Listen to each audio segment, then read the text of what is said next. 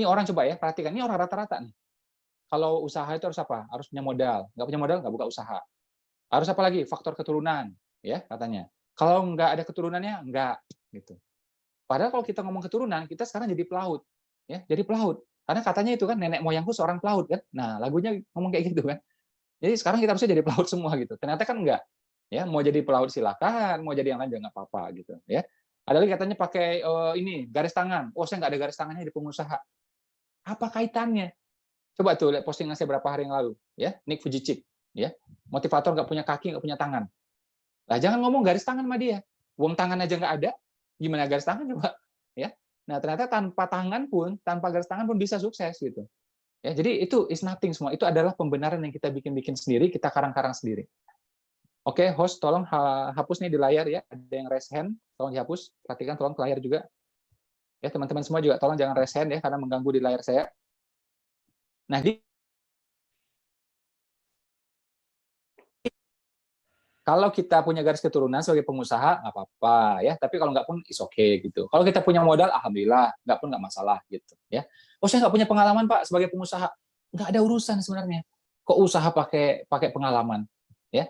Sekarang saya tanya coba, mana yang lebih penting, usaha gitu ya, atau pernikahan, bisnis atau pernikahan? Yang mengatakan bisnis lebih penting, coba angkat tangan. Yang mengatakan pernikahan lebih penting, coba angkat dua tangannya. Semua orang sepakat pernikahan lebih penting, betul? Ternyata untuk nikah saja nggak perlu pengalaman. Benar nggak? Nggak perlu pengalaman. Mana ada calon mertua nanya, kamu punya pengalaman nggak? Kami cari menantu ya yang punya pengalaman di bidang yang sama selama 2 tahun. Oh, nggak ada. Malah yang dicari biasanya nggak punya pengalaman. Ya, jadi untuk nikah saja yang sedemikian penting, rata-rata kita nggak punya pengalaman. Justru kalau kita mulai, kita nikah, akhirnya punya pengalaman. Udah selesai. Gitu. Nah, kalau orang kiri tuh mau buka usaha ya, kumpulin modal dulu. Kumpulin modal. Ya, sudah terkumpul modalnya, ya, menguasai lagi skill-nya. Kumpulkan lagi SDM-nya.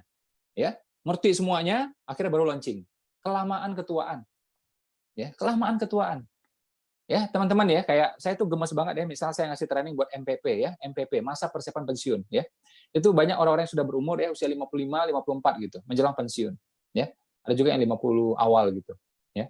Itu mereka ya, sama trainer yang lain, dilatih apa? Bikin bakso. Ya. Dilatih apa? Merah susu sapi. Oke? Ada lagi yang bikin rendang, bikin gulai ayam dan seterusnya. Saya bilang, mohon maaf, saya bilang, ini orang tua kita, beliau udah senior. Ya, dan beliau selama 20 tahun, 30 tahun mengabdikan dirinya ya di perusahaan. Hari-hari pegang dokumen, hari-hari pegang komputer. Nggak terlatih tangannya untuk bikin rendang, saya bilang. Untuk bikin bakso, ya untuk merah susu sapi, saya bilang. Itu selalu lihat kan, peternakan sapi. Ngapain dilihat coba? Ya, susu sapi dilihat ngapain? Kalau saya nggak selera melihatnya. Ya. Kalau mau dilihat ya punya istri aja udah. Nah, itu dilatih seperti itu. Saya bilang gini ya, coba beliau ini sudah senior, sudah berumur, orang tua kita kan gitu. Dilatih ya misalnya bikin bakso, nggak akan bisa terampil dia kalau dia baru mulai sekarang. Kecuali dia sudah mulai dari dulu gitu.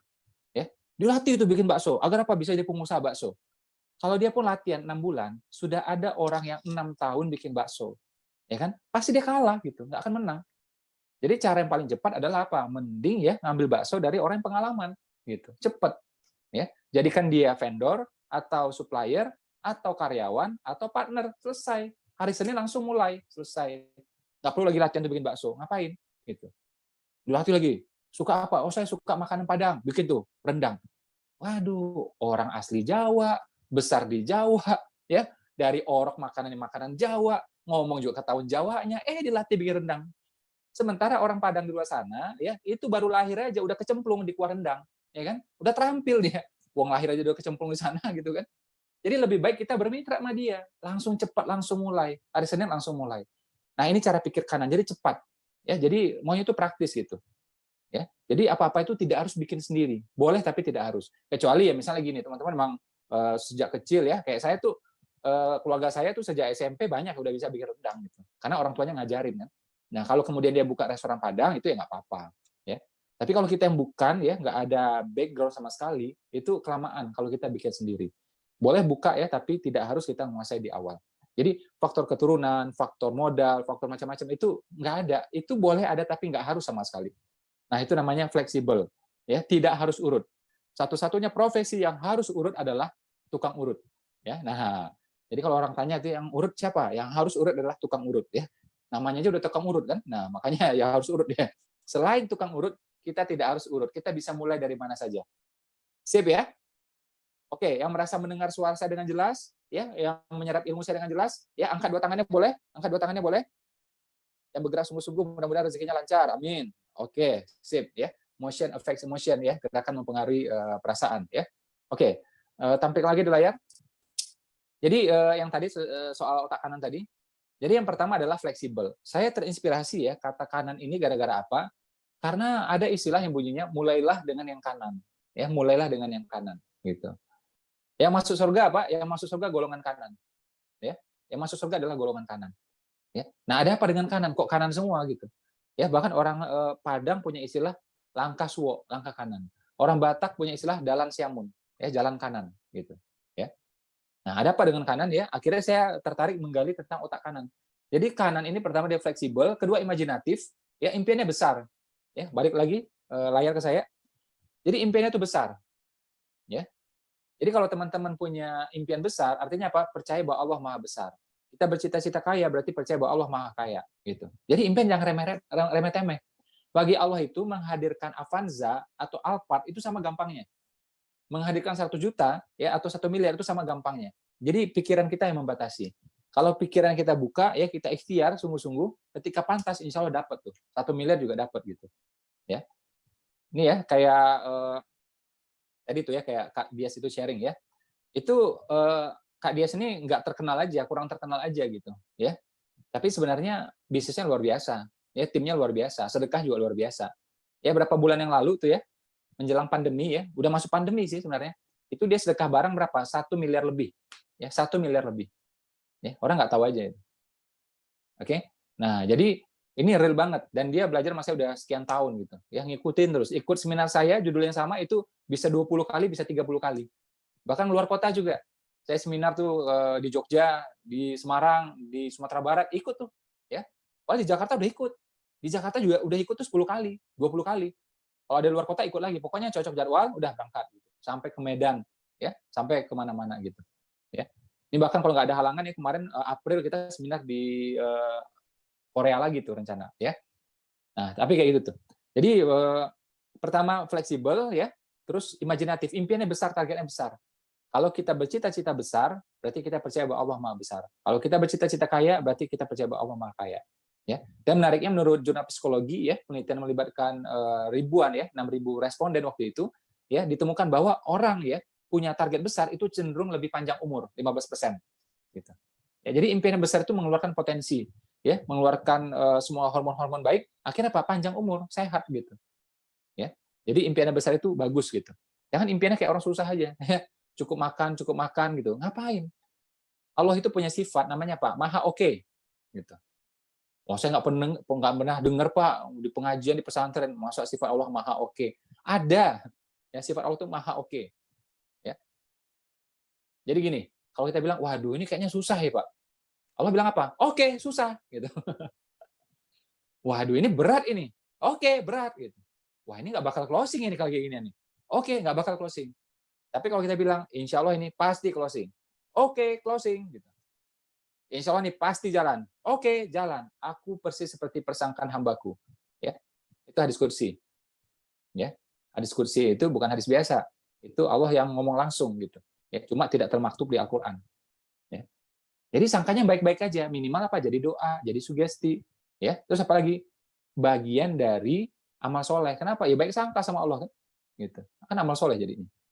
Tapi kalau kita berpikir, wah nggak laku nih, nggak ini nih, berarti kita udah buruk sangka kan, bagian buruk sangka kan, dan itu bukan amal soleh gitu. Ya. Nah jadi mulai sekarang tuh pikirannya besar-besar aja, nggak usah yang kecil-kecil, nggak usah remeh-temeh gitu.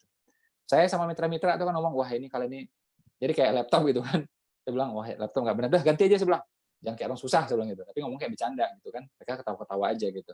Ya. Karena gini ya, ini ya saya 4 bulan full ya, 4 bulan full di rumah. 4 bulan full di rumah. Ya. Saya potong rambut juga istri aja yang potong. Ya. Jadi berapa kali potong ya udah istri aja. Nah itu ya, bukan hanya saya, ribuan mitra saya, 90% juga itu di rumah aja. Ya. Dan alhamdulillah apa yang terjadi? Ini ya, demi Allah ya, ini grafik malah naik. Ya. grafik income itu naik malah. Jadi bukan cuma saya, ya saya duplikasi pada mitra-mitra saya, jumlahnya ribuan, ya 90% mereka tetap di rumah, 10% itu ada yang terpaksa keluar karena punya profesi guru, profesi nakes ya, tenaga kesehatan atau polisi ya, jadi terpaksa keluar gitu.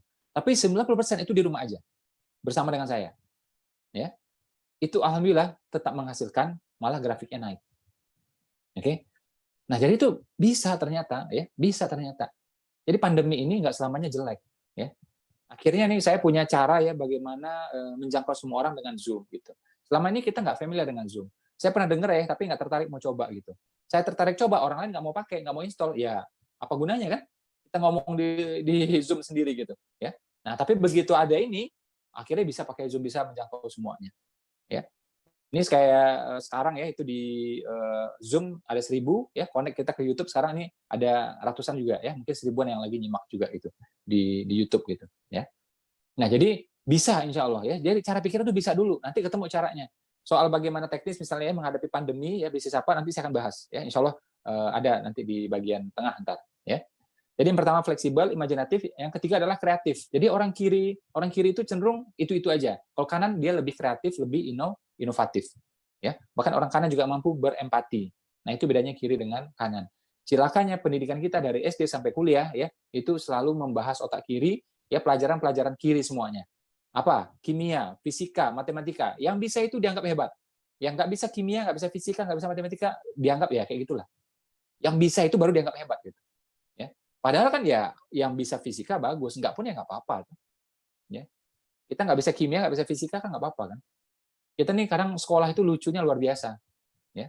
Lucunya luar biasa. Host ya, pihak host tolong perhatikan layar ya, kalau ada yang raise hand tolong di lowerkan gitu. Ya, host tolong perhatikan selalu, jangan saya ingatkan terus. Nah, jadi misalnya ya kayak kimia ya, berapa lama kita belajar kimia? 3 tahun, 6 tahun kan? Fisika juga sama, 6 tahun. Belajar seperti itu coba. Penting? Ya iya, alhamdulillah penting gitu. Ya. Oke lah penting gitu. 6 tahun kita belajar. Ilmu kimia 6 tahun, ilmu fisika 6 tahun. Ilmu uang, pernah nggak kita belajar di sekolah? Nggak pernah. 1 hari pun nggak pernah. Makanya udah tua-tua, ya, udah masuk kuliah, nggak ngerti bagaimana uang bekerja. Nggak ngerti dia. Ya. Nggak familiar dengan uang. Nggak bisa cari uang. Tamat kuliah pun malah bingung gitu. Cari uang gimana caranya coba. Ya. 1 hari pun, 1 tahun pun kita nggak pernah belajar ya tentang ilmu uang. Bagaimana uang bertumbuh dan pertama nggak pernah dipelajari.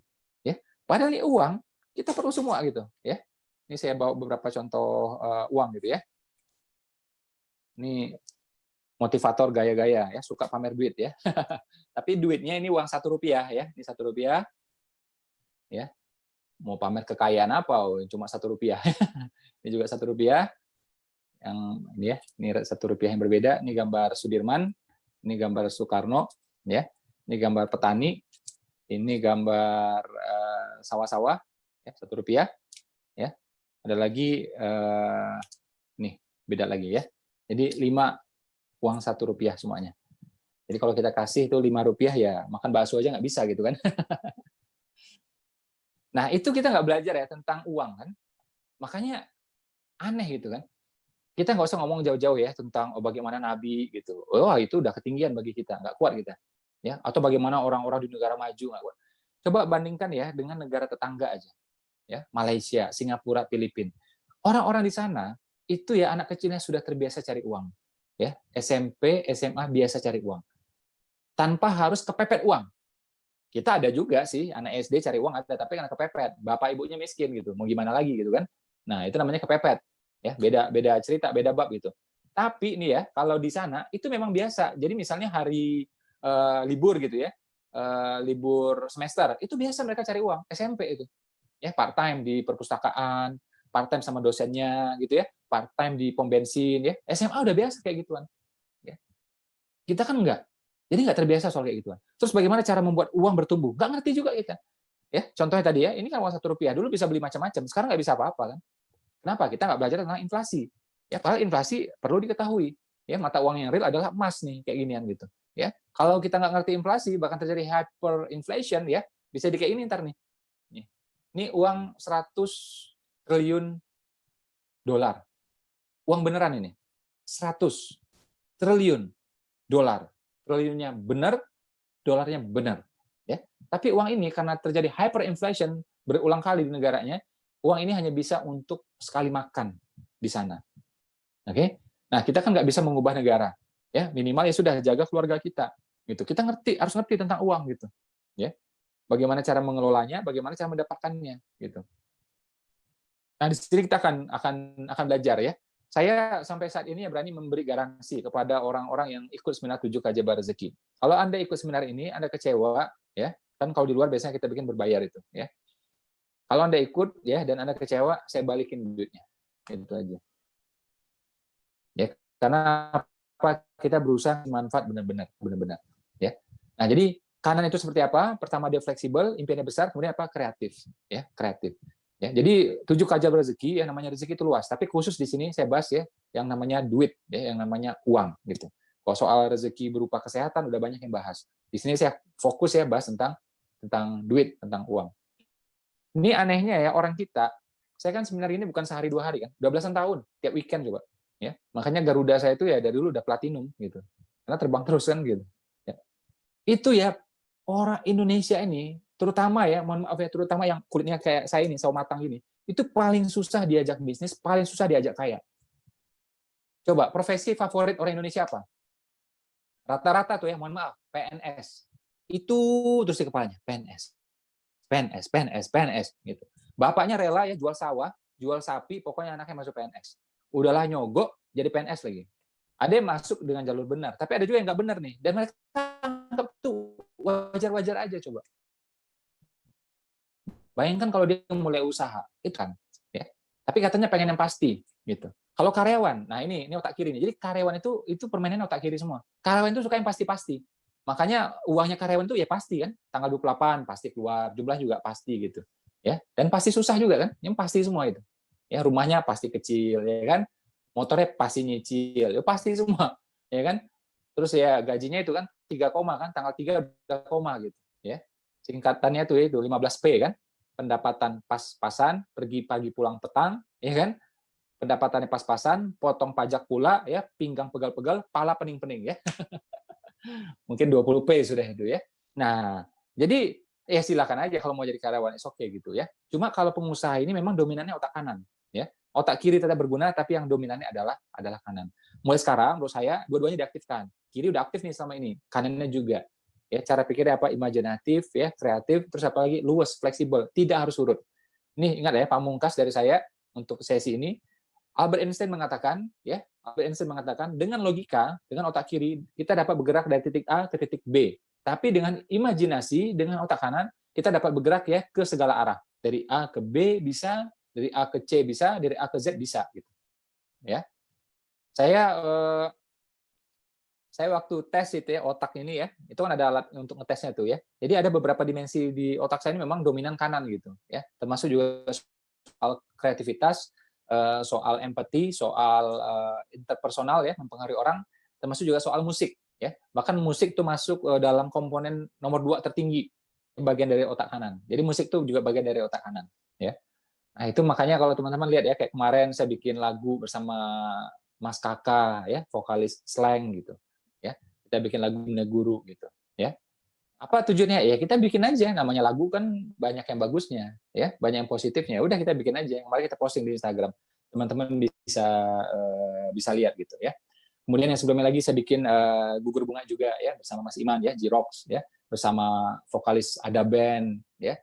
Saya bikin 2 versi itu. Yang pertamanya bersama Mas Yoda Idol ya, Yoda Idol sama Mas Iman ya, kemudian sama Mas Takaida juga gitu ya.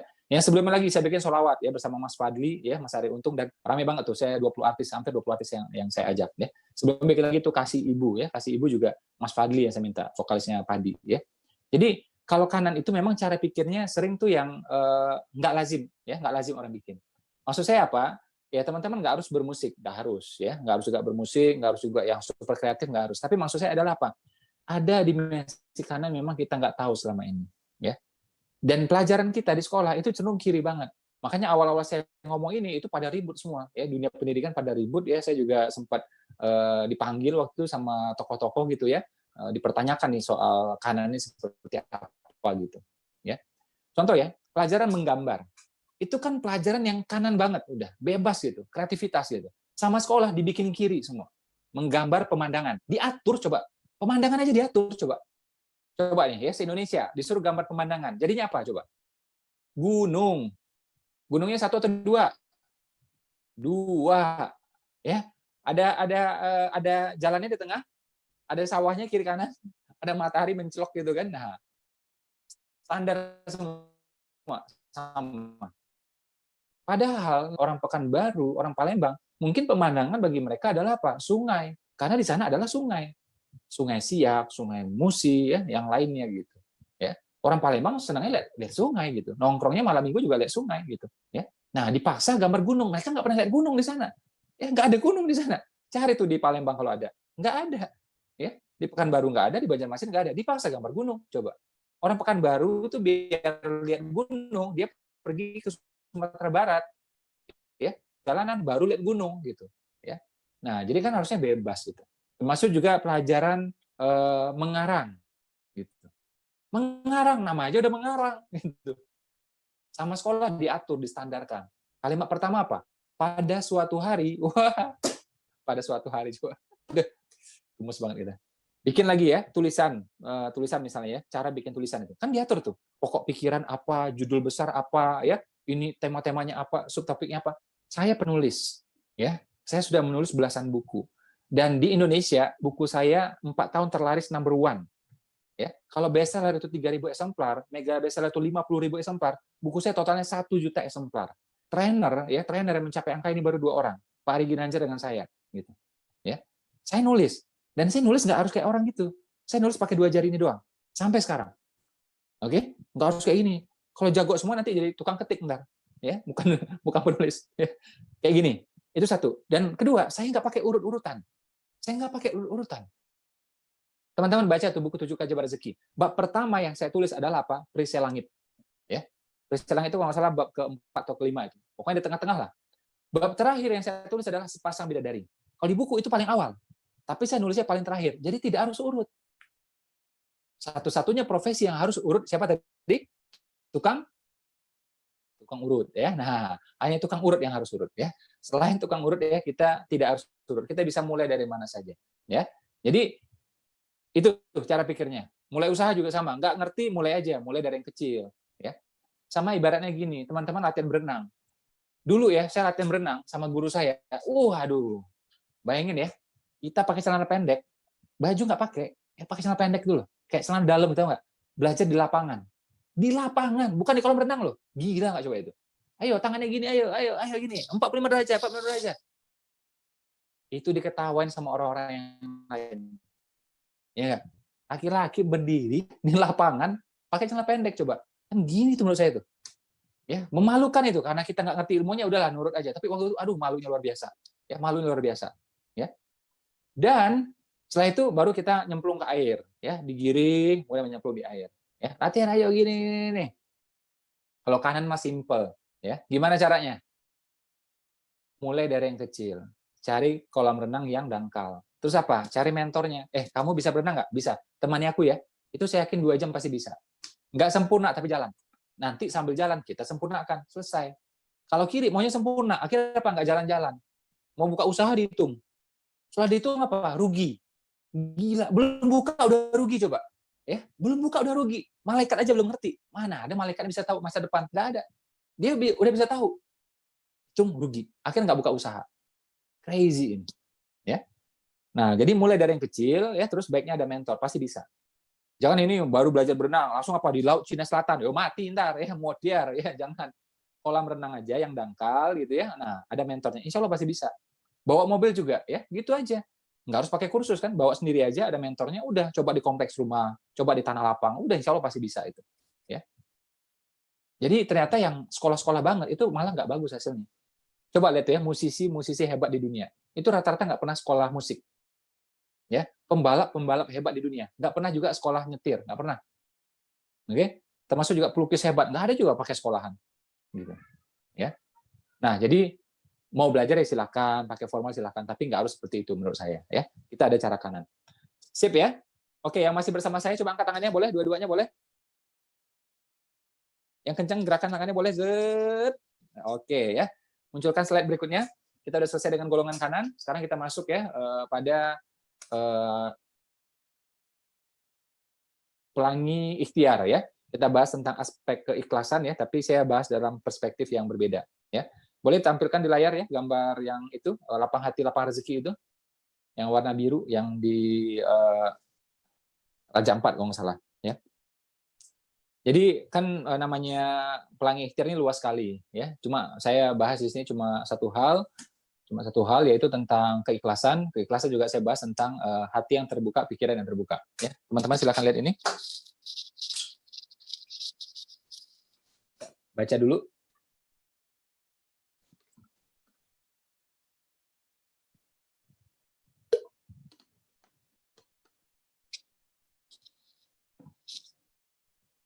Ya, saya baca ya. Kalau hati terbuka, pikiran terbuka.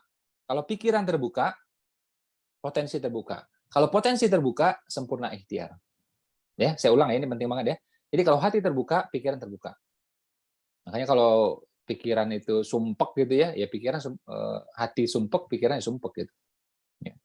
Nah, kalau pikirannya sumpek, ya udah potensi ketutup semua kan, nggak kebuka. Nah, ini dibalik ya. Hati terbuka, pikiran terbuka. Pikiran terbuka, potensi terbuka. Kalau potensi terbuka, ya ide-ide lahir, inisiatif lahir ya, maka sempurna ikhtiar. Ya. Oke, balik lagi ke saya. Jadi ya, kita ini ada AC soalnya di sini ya. Makanya saya suka pakai yang kayak ginian ya. Jadi kita ini ya dari suka kan apa ya? Responsif. Bahkan bukan sekedar responsif tapi reaktif. Ya. Jadi kayak orang ya posting ya foto di Raja Ampat, posting foto di Pulau Komodo. Kita langsung anggap wah pamer gitu. Reaktif kan gitu. Nah, itu sebenarnya menghalangi rezeki, ya. Harusnya Pak, lapang hati, pikiran terbuka, hati terbuka gitu. Ya. Tapi memang dia pamer, Pak. Kalau memang dia pamer, itu urusannya dia. Dia yang nanti bertanggung jawab, nanti dia yang dihisap gitu. Yang jelas aku lihat foto itu aku terinspirasi. Udah. Karena apa? Aku juga pengen ke Raja Ampat. Aku juga pengen ke Pulau Komodo. Nah, udah itu aja. Ya. Jadi lapang hati, lapang rezeki. Jangan pernah ya sempit hati terhadap siapapun. Oke, contoh sederhananya gini. Ya, kita manusia biasa ya, kadang-kadang pernah jengkel juga, pernah marah juga. Ya, atau misalnya debat ya sama teman di Facebook itu. Coba perhatikan ya, begitu selesai debat ya, begitu selesai debat, kita mau sholat, itu sholat aja nggak khusyuk. Nggak bisa khusyuk itu. Pikiran nggak bisa fokus. Kalau meeting itu, aduh, nggak fokus kita. Jadi debat saja tuh ya, keras hati yang sebentar itu aja, itu membuntukan semuanya. Sholat nggak khusyuk, meeting nggak fokus. Ya. Nah, ada 3D yang menghalangi rezeki, dengki, dendam, dongkol. Ya, kita hidup di dunia yang tidak normal, yang tidak ideal. Ya, pasti ada orang yang pernah menzalimi kita, menjahati kita. Ya, tapi jangan dendam. Catat namanya, ingat orangnya, jangan kerjasama dengan dia lagi. Selesai. Ya, kan ada memang orang seperti itu. Dan orang misal tanya ke saya gitu kan, saya juga bisnis sudah belasan tahun kan, ada nggak orang yang curang sama saya, menzalimi saya, aniaya ke saya? Ya ada, gitu. Tapi ngapain saya pikirin? Ya sudah, saya stop, saya nggak mau kerja sama lagi sama dia, selesai. Kalau mau balas, bisa balas. Kita punya power sekarang, kita punya uang sekarang, kita punya relasi, kita punya follower, kita bisa bully balik kan gitu, ya. Tapi ngapain kan? Nah, mending dicatat namanya, ya sudah, jangan kerjasama dengan dia lagi, udah selesai. Ada apa-apa saya nggak mau ngajak dia lagi, udah selesai udah, ya. Nah, jadi jangan apa-apa tuh spiritnya apa pengen balas, pengen apa, nggak usah ngapain, habis energi. Dan itu menutupi rezeki. Lapang hati, lapang rezeki. Tapi ini orang berbahaya, Pak. Kalau memang dia berbahaya, laporkan polisi, selesai. Dendamnya jangan. Oke? Tapi dia korupsi, Pak, laporkan KPK. Dendamnya jangan. Ya, jadi kita tetap santai aja semuanya. Ya, nggak ada yang mendendam terhadap orang lain, apalagi dengki. Dengki menutupi potensi, bahkan apa? Jadi penyakit. Dengki ya, saya pernah baca di sebuah buku, dengki itu bikin apa? Pankreas rusak, lambung rusak, sel-sel tubuh menua, gitu. Ya, makanya yang muka-mukanya cepat tua di sini, nah jangan-jangan itu tuh ya. Ini bukan karena dengki masih po, karena umur. Oh iya, oke. Ya. Nah, jadi 3D ya, 3D yang menghalangi rezeki, dengki, dendam, dongkol. Jangan, kita lapang hati aja sudah. Bahkan ya, ulama juga menjelaskan ternyata ya, dijelaskan juga dalam hadis bahwa dengki itu menghapus amal kan. Capek-capek tahajud, tapi dengki. ya amalnya rontok udah. Bolak-balik umroh, tapi dengki. Ya hampir-hampir nggak bersisa tuh pahala umrohnya gitu. Ya, tapi ada orang dia di kampung aja, mau umroh belum mampu gitu ya. Dia lapang hati, nggak pernah dengki sama siapapun, nggak pernah dendam sama siapapun. Ya, kan pernah tuh kan kisahnya kan bagaimana Ali ya diminta sama Nabi mengikuti seseorang. Kamu belajar sama orang itu. Sampai akhirnya Ali bertemu orang ini, ya akhirnya nginap di rumah orang itu, ya. Pas Ali lihat malam-malam lah orang ini nggak tahajud, biasa aja dia. Ya ada kata tahajud ya sebentar aja, sesekali aja gitu. Ya. Terus juga amalan istimewa lain nggak ada juga gitu. Sampai akhirnya nggak tahan ya penasaran, nanya sama orang itu, kamu amalannya apa? Aku disuruh Rasulullah nih datang sini, ya untuk kenal sama kamu, pengen tahu amalan kamu gitu. Dia mikir gitu, aku amalnya apa ya? Nggak ada yang istimewa gitu. Setelah dioprek-oprek, akhirnya dia bahas kan, intinya gini, aku kalau mau tidur, aku nggak mau kepikiran sama orang lain, nggak mau dendam sama siapapun, nggak mau kesel sama siapapun. Udah, itu aja dia bilang. Nah, itu namanya lapang hati. Kebuka semuanya kan, kebuka semuanya. Ya, jadi teman-teman kalau pengen dapat ide yang bagus tuh ya, jangan dendam sama siapapun, jangan dengki sama siapapun. Lapang hati, lapang rezeki. Sempit hati, sempit rezeki. Sip, sip ya. Coba acungkan 2 jempolnya boleh? Jempol tangan aja, jempol kaki jangan, please ya, jangan. Oke, kita masuk ke materi berikutnya. Tolong gambar ini yang gambar warna putih itu yang Tom Hanks ya. Tom Hanks, terus ada tulisan penelitian di sana ya dari Harvard University. Kita masuk materi yang ketiga ya. Apa yang ketiga itu? Yang ketiga Persatuan Indonesia. Loh, bukan ya. Yang ketiga ini ya. Apa itu nanti saya akan jelasin ya. Kita lihat di sini dulu. Jadi saya ingin sampaikan satu hal bahwa keluarga itu bukan beban, ya, bukan beban, melainkan kunci kesuksesan, kunci kebahagiaan. Ya, oke, balik lagi layar ke saya. Jadi kadang-kadang memang ada slide itu tujuannya apa? Biar kelihatan kayak seminar gitu loh. Jadi kan grand gitu kan, ada slide-slide-nya gitu kan. Padahal tanpa itu ya nggak apa-apa sebenarnya. Teman-teman kalau memang mau gambar itu nggak apa-apa ya. Jadi materi slide-slide ini kalau mau nanti tinggal WA ke panitia, nanti akan dikirimin ya. Jadi nggak usah screenshot dari handphone. Karena kalau di screenshot lagi nanti gambarnya pecah ya. WA aja ke panitia ya, nanti akan dikirim. Dikirim langsung, nggak pakai Tiki, nggak pakai JNE. Kelamaan kalau pakai Tiki, pakai JNE ya. Masa mau kirim gambar aja pakai via Tiki, via JNE ya. Via Tiki, via JNE, via Valen ya. Wah, kelamaan ntar ya. Oke, kita lihat ya. Jadi keluarga itu bukan beban. Ya. Ini ya bagi orang-orang yang udah nikah ya, tahu itu. Dulu dia sendiri, ya kan? Terus nikah. Kalau ngomong logika, itu beban. Ngapain aku bayar hidup sendiri aja susah, atau bayar hidup dia lagi. Siapa dia coba, ya kan? Atau punya anak lagi, brojol 2, brojol 3 gitu kan. Wah, ini nggak karu-karuan nih. Ya kan? Nah, tapi itu bukan beban. Malah itu kunci kesuksesan, kunci kebahagiaan, bahkan juga pintu sorga, kunci sorga. Gitu. Ya. Apa penjelasannya? Oke ya, ini saya mau terusin lagi ya. Jadi kan saya suka tuh apa-apa pakai penelitian. Makanya seluruh coba lihat ya Instagram saya, ya Facebook saya, dulu juga di Twitter, ya Friendster juga, tapi Friendster saya nggak punya ya.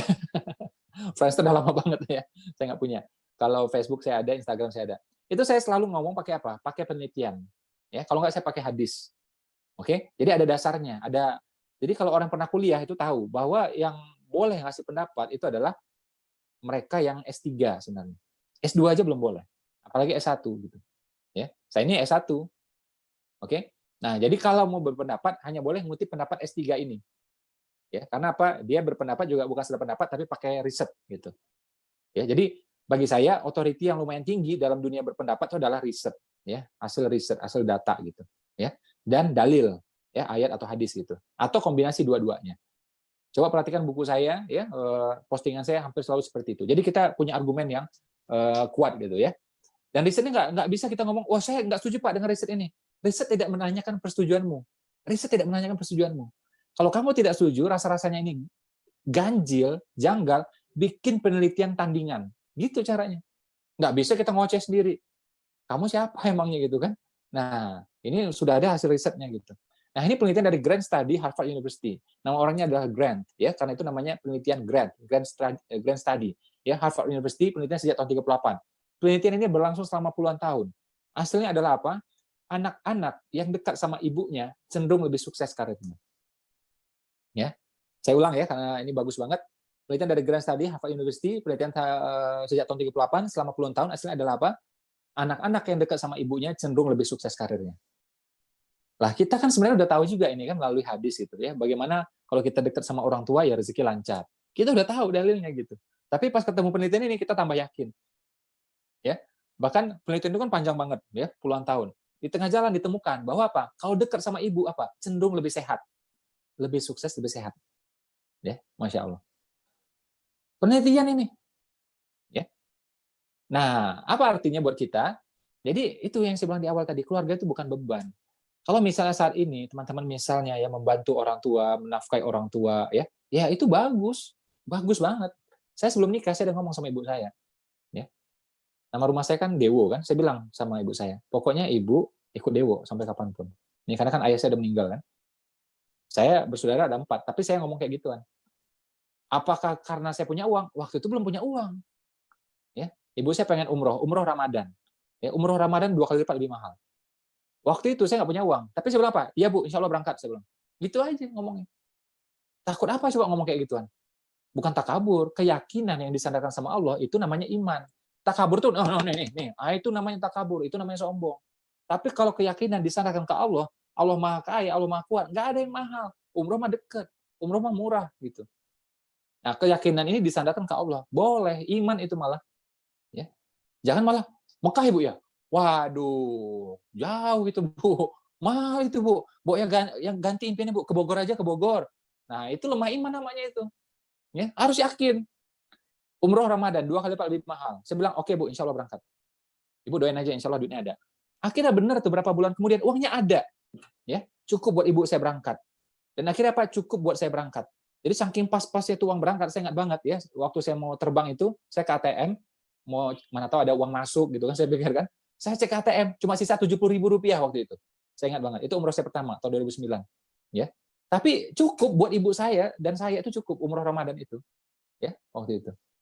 Nah, jadi keluarga itu bukan beban, justru apa? Kunci kesuksesan, kunci kebahagiaan, juga kunci rezeki, kunci sorga, insya Allah. Gitu. Ya. Jadi dekat sama orang tua. Satu hal. Dan apa? Berusaha berbakti. Berbakti mengundang rezeki, durhaka mengundang petaka. Ini mesti pakai otak kanan. Kalau kiri nggak bisa. Waduh, Pak. Saya untuk makan hari-hari susah, Pak. Makin susah tuh hidup itu. Pertama, nggak mau berbakti. Kedua, udah ngoceh lagi dari mulutnya. Untuk hari-hari susah, Pak. Kun fayakun, makin susah hidupnya.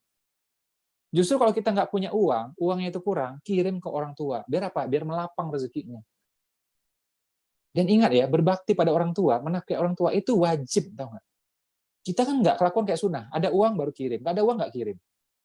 Padahal menafkahi orang tua itu wajib. Kalau orang tua udah nggak mampu lagi cari, ya kita nafkahi. Mau dari mana lagi coba itu? Ya. Tapi uangnya kurang Pak. Ini anak 3 Pak. Istri lagi gini. Gini ya. Dulu orang tua nafkahi kita nggak pernah pakai alasan. Anak 4, anak 5 bisa semua. Untuk sekolah kita, makanan kita, ya pakaian kita bisa. Bahkan untuk mainan kita yang nggak penting itu, tahu nggak? Mainan coba. Bisa tercukupi semuanya. Orang tua sampai lembur, sampai ngutang, pokoknya anak cukup semuanya. Itu orang tua kita. Sekarang kita cuma membiayai orang tua 1 atau 2. Masa nggak bisa? Ya. Jadi bukan nggak ada uang, nggak ada kemauan. Padahal kalau dia sungguh-sungguh berbakti, rezeki makin kebuka itu. Ya. Saya belum pernah lihat ya, orang Islam kah, orang Kristen kah, orang apa aja agamanya, mau Buddha, mau apapun gitu ya, berbakti sungguh-sungguh sama orang tua, tapi hidupnya susah. Belum pernah saya lihat, beneran. Ya. Kalau dia berbakti sungguh-sungguh sama orang tua, rezeki kebuka. Banyak yang kaya, itu yang saya lihat. Makanya teman-teman yang Chinese mengatakan bakti pada orang tua adalah bakti yang tertinggi. Ya, pengabdian tertinggi. Itu mereka mengatakan. Ya. Dan itu benar menurut saya. Ya. Bagi orang Islam setelah Allah dan Rasul, ya orang tua nggak ada lagi yang lain gitu. Ya.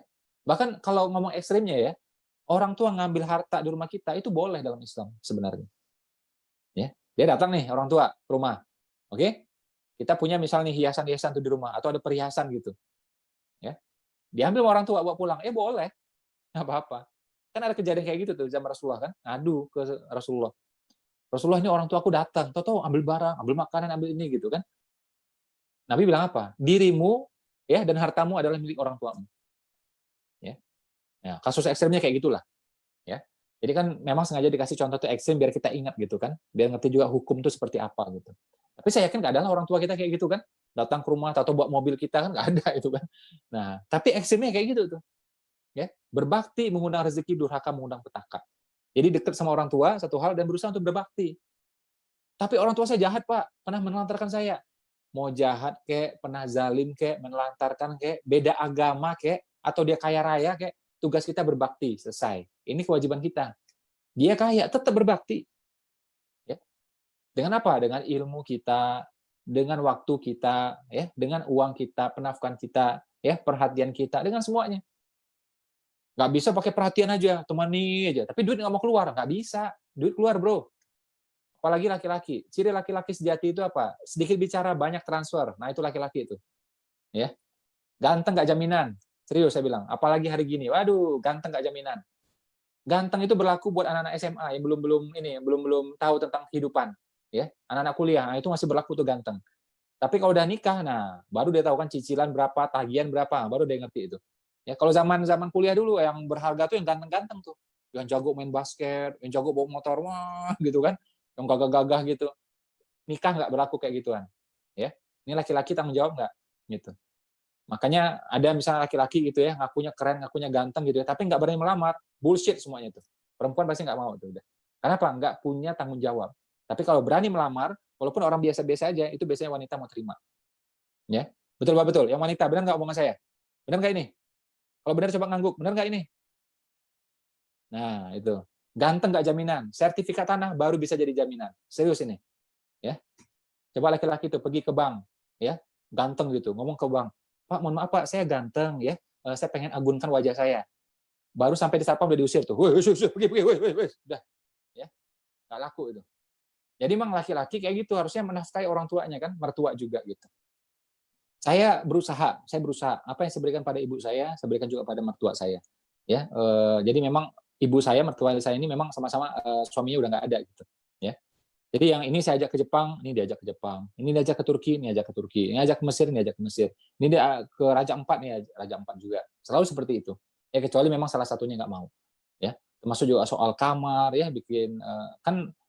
Jadi kan ibu kan sama saya tinggalnya. Ya, mertua juga biasanya kalau nggak pandemi ya, itu biasanya 50% waktunya bersama saya.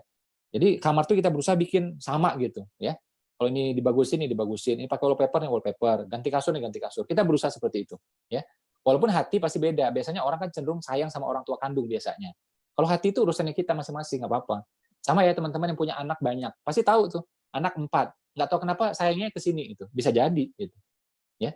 Jangankan kita, Nabi Yakub aja sayang ke itu kok, ke Nabi Yusuf. Ya. Semua orang tahu itu. Ya. Al-Qur'an yang bilang kok. Ya. Jadi anaknya banyak. Yang paling disayangi siapa? Ya itu Nabi Yusuf kan. Nah, tapi perlakuan hendaknya adil pada semua. Ya, jadi kepada siapapun hendaknya itu adil. Ya. Nah, berbakti mengundang rezeki, durhaka mengundang petaka. Jadi yang pertama soal berbakti, ya. Ini terutama bagi anak laki-laki ya. Jadi yang merasa dirinya laki-laki di sini ya. Perempuan tentu ya lebih bagus lagi ya. Itu artinya ya dia ini. Cuma kalau perempuan kan maksudnya gini. Ini kan kalau ngomong penafkahan bukan tanggung jawab dia, tanggung jawab suaminya kan. Jadi makanya harus ngobrol sama suaminya untuk meyakinkan ini gitu. Ya. Makanya yang paling benar kalau ada acara seperti ini, tolong ikut tuh, suaminya mesti ikut. Nih saya gemes ya. Saya lihat seminar ya, itu rata-rata yang ikut wanita, 60%, 70% wanita. Padahal yang wajib nuntut ilmu sampai keluar, maksudnya kan gini, teman-teman ketemu saya ini kan artinya keluar. Ya. Yang wajib itu laki-lakinya, suaminya. Nah, nanti suami itu ngajar ke istrinya gitu loh. Itu yang paling benar sebenarnya. Ya boleh istri itu ikut, boleh, silakan aja, nggak apa-apa. Tapi baiknya yang lebih utama itu adalah suaminya dulu gitu. Ya. Nah, nanti si suami ini yang ngajarin istrinya ya atau merekomendasikan gitu. Itu yang sebenarnya, ya. Madrasah pertama buat anak itu adalah ibunya. Oke? Jadi ini gurunya nih. Ini sekolahnya nih, tapi jangan salah. Capsek itu ayahnya, suami gitu. Ya, jadi kalau wanita cari ilmu, suami lebih sungguh-sungguh cari ilmu. Itu benar. Ya. Nah, balik soal penafkahan tadi ya. Jadi coba tuh kita kasih ke orang tua, rutinkan aja orang tua mertua. Belum bisa gede nggak apa-apa. Tapi usahakan dia niatkan apa? Untuk gede, lebih gede, niatkan dulu. Ya. Nanti lama-lama gede beneran. Ya, insya Allah gede beneran. Ya. Satu. Yang kedua, selaras. Kata kunci berikut adalah selaras. Ya. Jadi impian ini, teman-teman punya impian ya, itu harus diselaraskan dengan siapa? Dengan sepasang bidadari. Nah, ini topik kita yang ketiga kan sebenarnya. Tadi namanya saya rahasiakan. Ya. Pertama tadi golongan kanan, kedua perisai langit, yang ketiga adalah sepasang bidadari. Bidadari pertama itu ibu kita, bidadari yang kedua adalah istri kita. Makanya mesti selaras. Sama istri jangan pelit. Orang tuh ya, kalau pelit sama istrinya, waduh, rezekinya susah itu. Ya. Ingat ya zaman sekarang, wanita tuh pintar nyari duit. Ya, pintar nyari duit, serius. Uang udah kita sembunyiin, ketemu sama dia. Dicari sama dia, ketemu. Ya, pintar nyari duit. Karena itu namanya suami, ya. Suami itu singkatan. Suami, seluruh uang adalah milik istri. Nah, itu nasib udah itu. Tapi kalau kita sungguh-sungguh ya memuliakan istri, ya menafkahi istri, itu rezeki insya Allah makin kebuka. Ya, Mas Ipo ngasih berapa ke istri? Saya nggak ngasih ke istri, ya nggak ngasih. Kenapa? Udah semuanya. Jadi ATM pun udah sama istri semuanya. Udah ATM-nya, PIN-nya, ya tokennya udah sama istri semuanya. PIN yang hari ini apa dia lebih tahu. Saya banyak nggak tahu ya malah. Termasuk juga password saya di Instagram, password saya di mana-mana, itu istri saya lebih tahu daripada saya. Ya. Jadi sejak saya nikah, saya serahkan semua tuh ATM apa semua, saya serahkan istri aja udah semuanya. Loh kok percaya Mas Ipo? Lah kata pepatah Cina, istri jangan dicurigai. Kalau dicurigai jangan dijadikan istri. Simpel tuh. Istri jangan dicurigai. Kalau dicurigai jangan dijadikan istri. Kan beres. Ini istri sebentar diaudit. Diaudit ini KPK atau suami ini? Ya. Kan nggak tenang rasanya rumah gitu kan. Ini gimana pengeluaran? Ini gimana? Waduh repot itu. Ini udah percayakan aja udah nggak apa-apa. Nah, kalau mau kontrol ya sama-sama gitu. Ya, maksudnya apa? Bukan karena curiga, tapi takut ada yang bocor gitu kan. Ya sudah sama-sama cek yang itu, nggak apa-apa. Dan itu sesekali kan, bukan tiap hari gitu. Istri jangan dicurigai. Kalau dicurigai jangan jadikan istri. Ya, jadikan karyawan aja kan beres. Bisa diaudit sebentar. Simple. Ya. Jadi kalau saya mikirnya kayak gitu, karena hadisnya juga bilang kan kalau kamu punya 4 dirham gitu ya, kamu sedekahkan buat ini, buat ini, buat ini, buat ini ya kata Nabi, dan 1 buat istri. Tapi yang paling berkah, paling banyak keutamaan yang diberikan kepada istri. Ini hadis favorit buat para ibu-ibu. Jadi kalau suaminya mulai pelit, ditunjukkan hadis ini. Nah, sahih loh, hadis riwayat Tirmizi loh ini. Wah, itu hadis favoritnya udah itu. Ya. Kalau belum tahu hadis itu, sekarang tuh langsung googling deh. Wah, langsung cari tuh mana tuh hadis tadi. Nanti kalau suaminya lagi pelit, langsung tunjukkan hadis itu. Ya.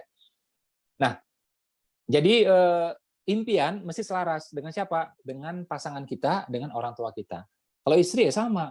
Misal mau buka usaha, ya ngomong sama suami. Suami ridho nggak? Jangan sampai suami nggak ridho. Saya punya ribuan mitra, ya perilaku berbeda, perangai berbeda. Ada juga yang suaminya nggak setuju. Ya nggak apa-apa. Saya bilang sama mereka itu, jangan sampai ribut sama suaminya. Ikuti kata suaminya. Kalau suaminya bilang jangan, ya jangan. Gitu. Ya nggak gitu sih Mas Ipo. Cuma suami itu nggak setuju karena saya sibuk selalu. Ya sudah, sibuknya kurangi, saya bilang. Postingnya kurangi. Lama-lama di WA-nya kurangi, saya bilang. Lama-lama di Zoom-nya kurangi aja. Pokoknya sampai suaminya ridho, saya bilang. Karena kalau suaminya ridho, ini dagangnya makin gampang, bisnisnya makin gampang. Tapi kalau suaminya mangkel, ya udah repot kan, gitu.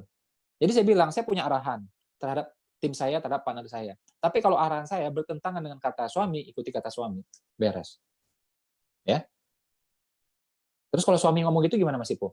Oh istri saya nggak setuju gitu, wah ini repot ini. Masa jadi imam takut sama istri kan, repot itu ya. Jadi harusnya bisa meyakinkan istrinya. Dan ini kan suami itu kan pendidik bagi suami bagi istri kan. Jadi harus bisa mendidik istrinya, bisa mengarahkan istrinya gitu. Ya, kalau istrinya belum paham nggak apa-apa dipahamkan gitu. Tapi bukan takut gitu. Ini saya lihat tuh ini ada sebuah asosiasi yang makin besar namanya itu asosiasi suami takut istri gitu ya. Nah, itu juga nggak benar kayak gituan ya. Suami harus berani memberikan arahan ya. Apa artinya imam? Imam itu artinya direktur. Apa itu direktur? Direct, memberikan direction, memberikan arah mau dibawa kemana. Makanya penanggung jawab tunggal di sebuah perusahaan apa? Director. Penanggung jawab tunggal pada sebuah film apa? Director, sutradara. Dia ngasih direct semuanya. Gitu. Makanya semua harus nurut sama director. Kayak saya nih ya lagi bikin film kan sekarang ini kan, short movie gitu, ya. Ngobrol sama orang film, orang movie gitu. Dibilang sama mereka itu.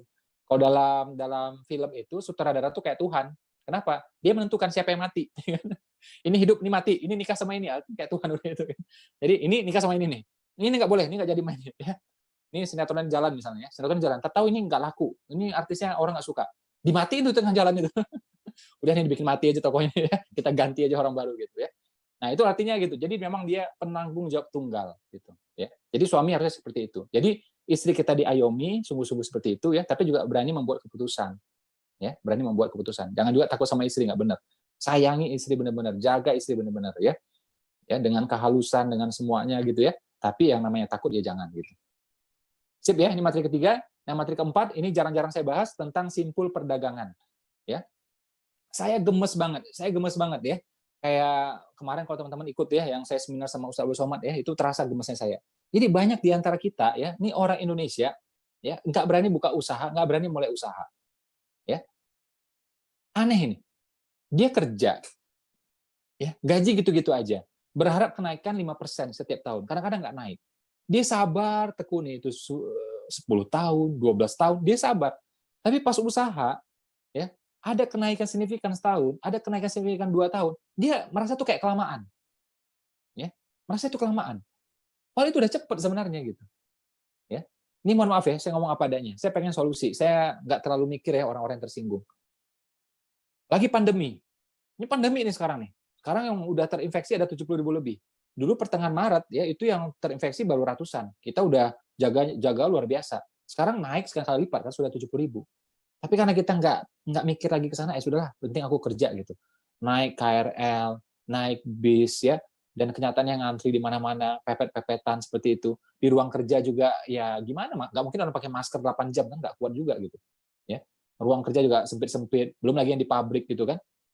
Satu sisi saya salut, artinya apa? Ini orang berani ya cari nafkah demi keluarga. Ya, lagi pandemi, lagi wabah, berani keluar rumah, itu kan hebat gitu. Tapi anehnya, kenapa buka usaha nggak berani? Aneh tuh. Kalau keluar rumah berani, mestinya buka usaha lebih berani. Ya, tapi itu anomali ya yang terjadi di pikiran-pikiran kita. Ya, nggak berani buka usaha. Makanya indeks pengusaha di Indonesia kan rendah sekali ya. Ada namanya itu Global Entrepreneurship Index ya, di rating seluruh dunia ya, seluruh dunia, dan ternyata Indonesia itu ya urutannya bawah-bawah seperti biasa, 90-an atau 100 sekian gitu. Ya. Kalah sama negara-negara yang mohon maaf ya, Afrika pun kita kalah gitu. Ya. Nah, ini tugas kita sama-sama. Padahal kita udah tahu, ini hadisnya populer banget gitu. Bahkan orang yang nggak sholat aja ngerti hadis ini. 9 dari 10, ya 9 dari 10 bagian rezeki, pintu rezeki itu adanya di perniagaan gitu. Jadi ibaratnya ada 10 pintu, 9 itu pengusaha gitu. 9 itu bisnis gitu. Ya. Dan yang jadi pengusaha itu segelintir. Bayangkan coba, orangnya segelintir, pintunya banyak. Ya. Pintu karyawan cuma satu, orangnya banyak, rebutan jadinya. Ngantri jadinya. Jadi sunatullahnya memang kalau kita kerja ya biasanya uangnya terbatas. Ya. Ada nggak karyawan bisa kaya cepat? Ada. Gimana caranya? Kawin sama yang punya. Nah, cepat udah kayanya itu. Pasti kaya udah itu. Ya. Tapi kalau tampang kita pas-pasan juga ngapain dia mau kawin sama kita gitu kan.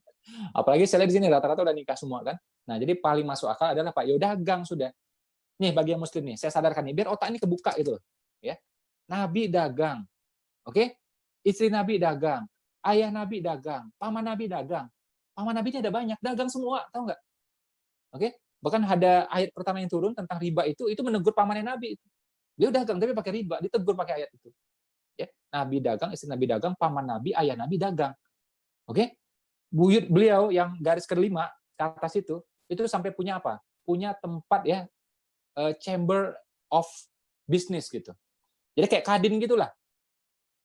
Tujuannya apa? Biar pengusaha-pengusaha di Mekah bisa ngumpul di rumah itu. Wih, keren banget coba. Udah mikir zaman dulu bikin kadin coba. Kadin chapter Mekah gitu ya. Udah bikin tuh beliau. Itu buyutnya Rasulullah tuh, garis kelimanya. Nah, Nabi, istri Nabi, paman Nabi, ayah Nabi. Terus apa lagi? Mertua Nabi, Abu Bakar, pengusaha juga, dagang juga. Ya, menantu Nabi. Siapa? Ya, menantu Nabi ada Ali, ada Utsman. Utsman pengusaha juga. Pengganti Nabi, ya, Khalifah 1 2 3, dagang juga. 10 orang dijamin masuk surga, silakan dicek. Hampir semuanya pengusaha, semuanya pedagang, hampir semuanya. Boleh dicek kalau nggak percaya. Ya. Ada mazhab terbesar di dunia.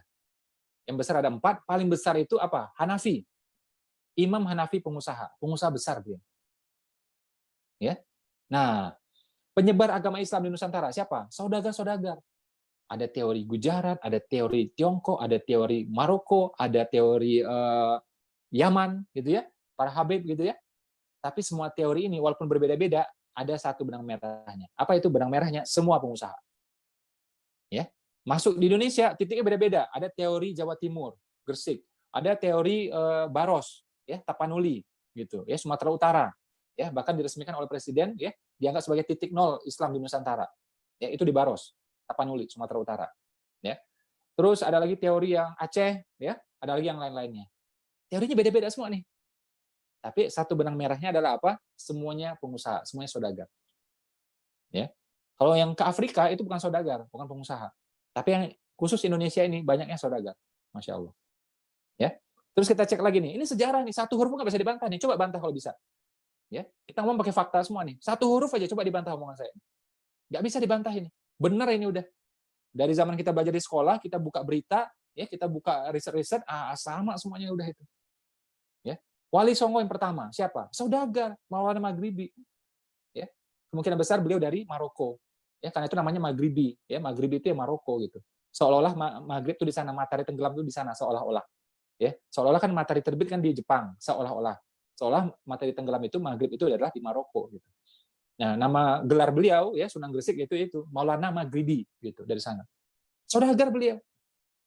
Ya. Pendiri Muhammadiyah, Kiai Haji Ahmad Dahlan, pengusaha besar. Ya. Beliau usaha batik, berkembang dari Kauman, se-Jogja, terus Semarang, Surabaya, Jakarta, Medan. Kok tahu masih po? Ya saya pelajari beneran soalnya.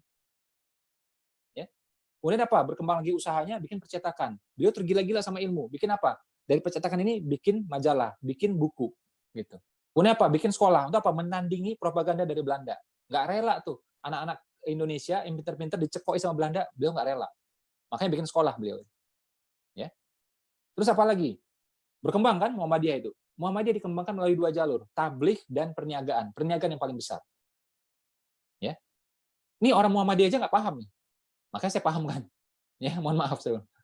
Kemarin Kamis yang lalu saya diundang sama Pak Din kan. Pak Din ya kan sebelumnya pernah jadi pemimpin Muhammadiyah. Saya ngomong kayak ginian. Ya, rata-rata orang Muhammadiyah tuh. Saya ngomong kayak gini sama. Rata-rata orang Muhammadiyah sama sekali nggak paham.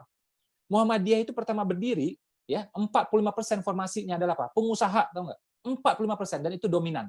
Yang lain cuma 10%, 7%, 3% gitu. Ada yang wartawan, ada yang PNS, kecil-kecil semuanya. Yang paling gede dominan adalah pengusaha.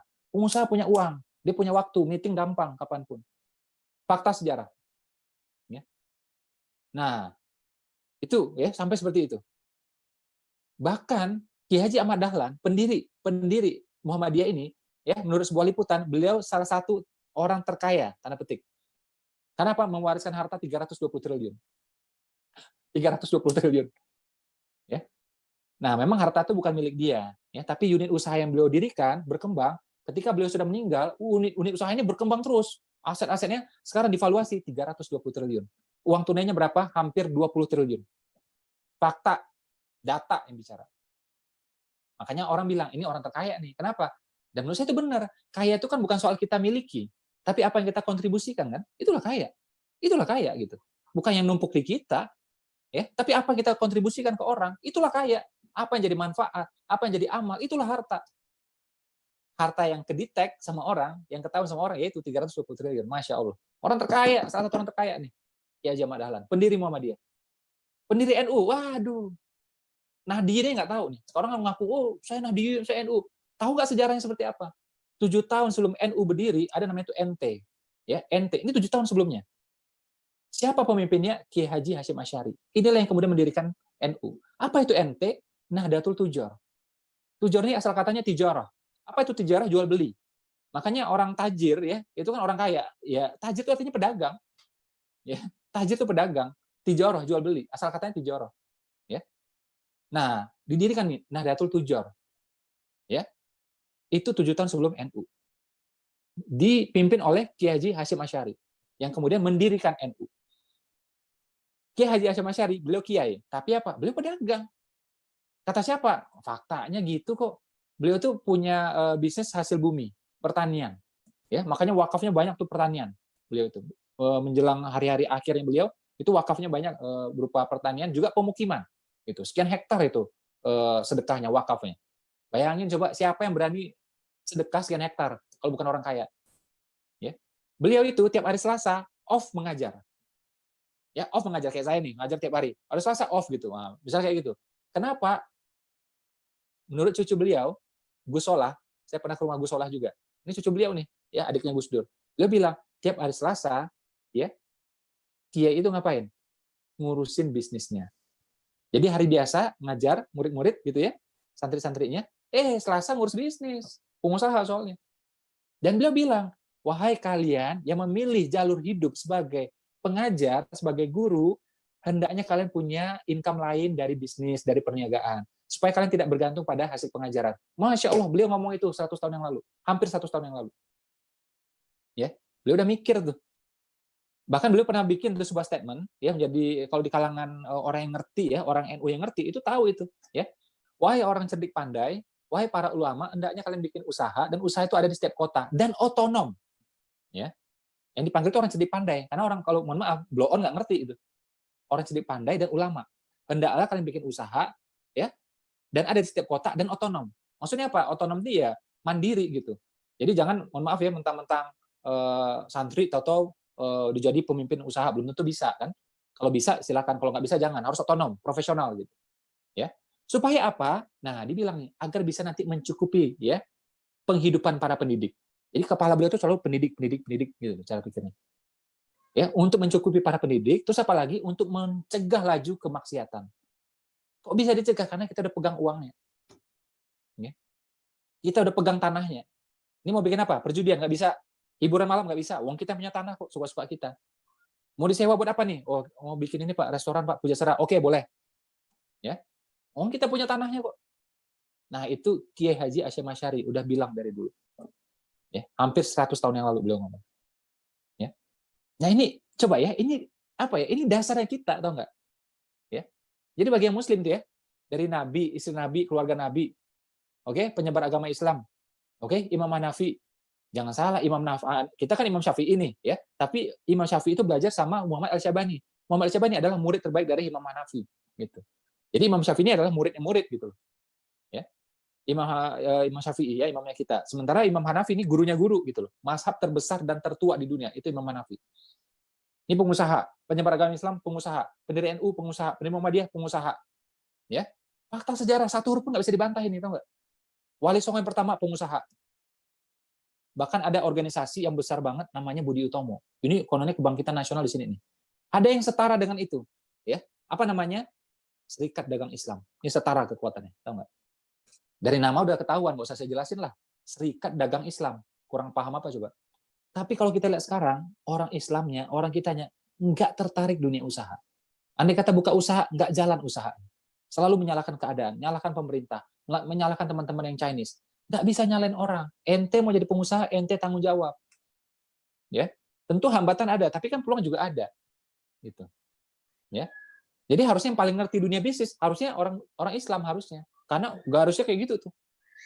Nggak ada yang punya sejarah seperti ini. Ya, nggak ada yang punya sejarah seperti ini. Ya. Nah, jadi mesti mulai usahanya. Saran saya kecil aja nggak apa-apa. Oke. Bisa besar, alhamdulillah. Belum bisa besar ya kecil dulu. Ya. Nanti pelan-pelan kita besarkan sama-sama. Oke. Nah, saya mau kasih tips ya. Ini ketika pandemi ya, tipsnya seperti apa? Ini penting banget ya. Ini saya kasih 5 poin. Teman-teman kalau bantah 2 aja pasti bermasalah bisnisnya. Ya, tapi kalau dipatuhi, diikuti, ini insya Allah akan lancar-lancar aja. Boleh ditayangkan ke layar ya tentang profit ya and product in pandemic ya 3P ya. Product and profit in pandemic. Ya, bagaimana cara-caranya ya agar bisnis kita bisa bertahan walaupun lagi pandemi ya. Oke, saya jelasin. Ini penting banget ya, mungkin sebagian sudah pernah dengar, nggak apa-apa, coba dengar lagi. Ini penting banget ya. Kemarin tuh saya sampaikan nih di hadapan tokoh-tokoh, wah mereka senang banget, karena omongan saya ini ya tepat banget kata mereka gitu. Ya, padahal mereka tuh jagoan-jagoan semua, bisnisnya udah miliar semua gitu. Ya. Ini bahkan kemarin ada seorang triliuner juga konsultasi sama kita nih. Saya bahas kayak gini juga nih. Triliuner gitu. Triliun duitnya sudah. Uang saya duit triliunnya belum nyampe gitu kan. Masih M ini. Nah, kita lihat nih ya. Pertama, usahakan barang ya teman-teman ya, coba perhatikan baik-baik. Usahakan barang bukan jasa, karena kalau jasa orang cenderung untuk mengurangi atau menghindari ya. Coba baca lagi itu semuanya.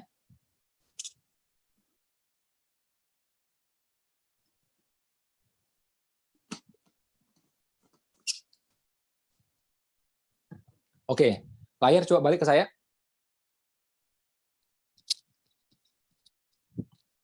Ya, kayak saya nih ya, potong rambut itu 4 bulan ini sama istri aja. Saya nggak mau ke salon, saya nggak mau ke pangkas. Jadi yang sifatnya jasa dan jasa itu kena sentuhan, ya physical contact, orang cenderung mengurangi atau menghindari. Ya, jadi kayak gitu tuh. Ini pandemi soalnya, ya kan? Saya biasa juga tiap minggu ya atau tiap 2 minggu itu biasanya refleksi ya, pijat refleksi ya, orang datang ke rumah biasanya, mijitin kaki saya biasanya. 4 bulan saya nggak lakukan, 5 bulan saya nggak lakukan. Kenapa? Pandemi soalnya, resiko kan, gitu. Ya. Nah, termasuk juga teman-teman yang biasa bekam, saya yakin sekarang nggak mau bekam dulu, mengurangi atau menghindari. Jadi jasa yang sifatnya physical contact orang cenderung mengurangi. Ya. Kalau sudah terlanjur juga, saran saya beralih ke produk dulu. Sementara. Misalnya udah terlanjur buka salon, pangkas, ya sudah. Jual apa? Jual toner buat rambut misalnya. Oke? Vitamin penyubur rambut misalnya. Ya, mencegah kerontokan misalnya, mencegah kotombe misalnya. Oke? Atau yang terlanjur buka bekam. Oke, nggak apa-apa, kan punya customer. Ya sudah, jual barang dulu. Yang terkait apa? Kesehatan juga. Habatus sauda, minyak zaitun gitu ya. Atau yang lain lah, barang apa. Jadi yang pasarnya jelas-jelas muslim ini, concern kesehatan, yang selama ini pakai bekam biasanya mau minyak zaitun, biasanya mau kurma, biasanya mau yang sejenisnya gitu. Ya. Ada lagi misalnya kayak setir mobil, orang nggak mau zaman sekarang gitu. Kursus nyetir mobil, orang nggak mau kan. Nah, jadi saran saya pindah dulu ke barang. Kalau jasa hanya boleh yang sifatnya zoomable. Ya, ini istilah doang nih. Jasa itu bisa disampaikan pakai Zoom. Ya. Ini istilah aja, mungkin Zoom, mungkin Google Hangout, mungkin Facebook Room, ya macam-macam. Pokoknya bisa kayak gini nih. Ya, contohnya apa? Kelas Zumba, kelas aerobik, kelas bahasa Inggris, kelas bahasa Arab. Oke? Ada lagi tuh training di luar sana kan banyak tuh yang berbayar ya kan, seminar itu. Nah dia pakai Zoom ini. Kalau masih bisa di Zoom kan aman. Ya, itu istri saya ikut tuh kelas aerobik, kelas yoga, ya pakai Zoom. Anak saya itu juga sama kan, kelas bahasa Inggris, ya pakai Zoom. Kalau bisa pakai Zoom aman, selamat. Tapi kalau nggak bisa, harus physical contact, ini repot. Ya. Jadi kalau jasa harus zoomable. Kalau nggak ya barang. Barang pun ada cirinya. Barangnya apa cirinya? Deliverable. Kalau jasa zoomable, kalau ini deliverable. Apa artinya? Bisa dikirim, bisa disimpan dengan mudah, dengan murah. Ringan, kecil, tahan lama. Jangan dibantah, satu huruf pun jangan dibantah ini. Ringan, kecil, tahan lama. Kalau ringan kecil otomatis hemat ongkir. Kenapa? Mohon maaf, saya tahu teman-teman banyak yang pemula. Betul apa betul? Omongan saya. Yang betul coba ngangguk. Benar nggak omongan saya? Nah, kalau duitnya banyak lupakan omongan saya ini, nggak apa-apa, suka-suka aja. Ya, duitnya banyak, ya nggak. Tapi kalau duitnya rasa-rasa terbatas, kita bukan sultan, oke? Bukan sultan. Nah, ikuti aja udah nih 5 ini. Ya. Kenapa harus kecil? Karena kalau barang itu kecil, itu bisa dikirim antar kota dengan mudah, dengan murah. Ya, contoh ya, ini bukan barang saya, tapi yang saya konsumsi. Nih, saya konsumsi ini. Ini harga jual ratusan ribu, tapi kecil. Ya. Terus ini juga, ini 500 ribu, ya, Chevron ini. Ini juga 400 sampai 600 ribu, kecil juga ini. Ya.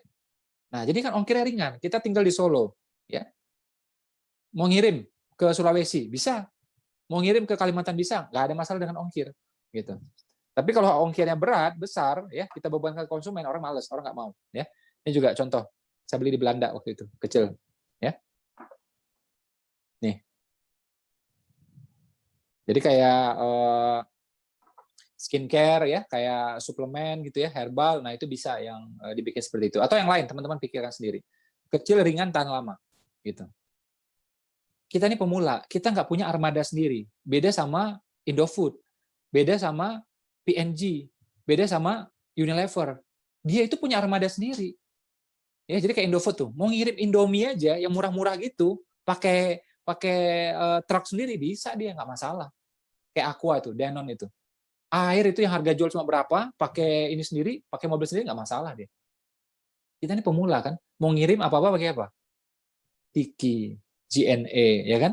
Nah, itu cost kan? Itu cost terselubung yang bisa menggerogoti profit kita. Karena ujung-ujungnya dibebankan ke harga jual. Kalau nggak dia nanggung, kalau kita nanggung kan? Gitu. Biasanya seperti itu, Ya. Jadi usahakan ringan, kecil, hemat ongkir. Dan apalagi tahan lama. Kenapa? Ini Indonesia, bro. Kalau berat dan mudah rusak, ini repot. Ya. Ini Indonesia luas sekali, jadi perlu waktu nyampe kemana-mana itu. Dan ini dari produsen, dari dari produsen ke distributor besar, kemudian distributor menengah, agent, kemudian reseller, terus apa lagi? Affiliate, dropship gitu semuanya. Ini perlu waktu nih. Gitu. Dan ini Indonesia kan luas banget. Teman kita di Facebook, teman kita di Instagram, jangan salah, 60% beda kota sama kita. Jangan sampai tuh gara-gara dipindah ke sini, pindah antar kota, akhirnya apa? Busuk, basi, pecah. Nggak boleh. Makanya harus bilang apa? Tahan lama. Ya, mudah dikirim. Ya. Jadi kalau misalnya 1 bulan nggak laku, belum laku, masih aman. Gitu. Jangan 3 hari busuk, pecah, repot.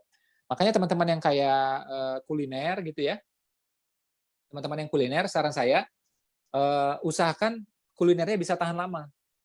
Ya, misal dibekukan, dikeringkan misalnya. Ya. Nah, tahan lama. Jadi bisa tahan 3 bulan misalnya.